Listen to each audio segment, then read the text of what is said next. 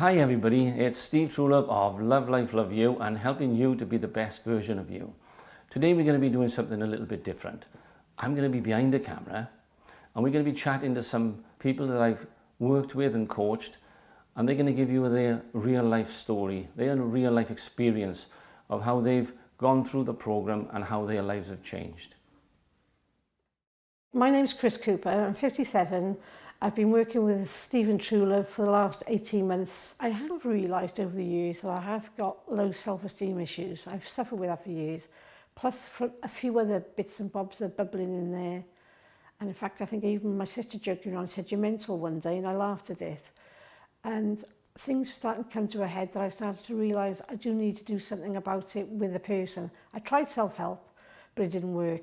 And then I think what happened was just before I started working with you, I had, shall we say, 5 years of quite bad times. I'd lost 3 brothers in their 40s. My mother died of cancer. We buried my younger brother in March and my mother in the August. 2 of my best friends were fighting lung cancer.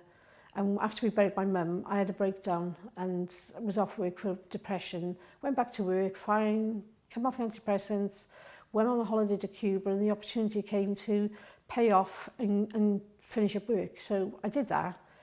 And then when I started working with Owen Phillips, the trainer, I said to him one day, I think I really do need to speak to somebody now to resolve some of my issues.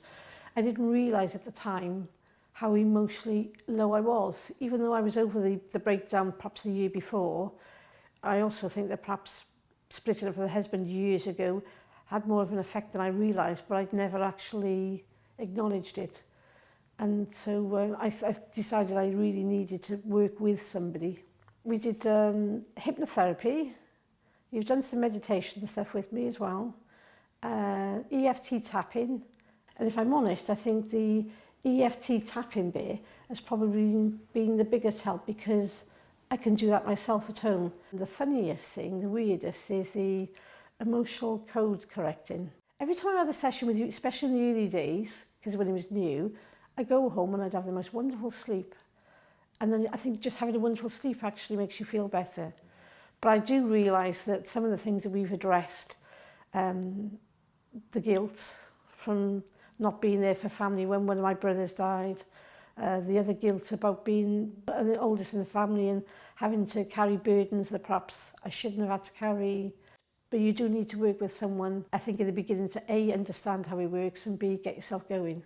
The people all said to me that, "Oh, you must be mad paying somebody to sort your head." It was because he was a mindset architect, is what you called yourself first. And that's the bit I think people found difficult to understand. And they're the very same people now that say, "Oh my God, there's a big difference in you. You hold yourself well, you can see you're more happier. You just, in general, they can tell that I'm now happy and comfortable with myself."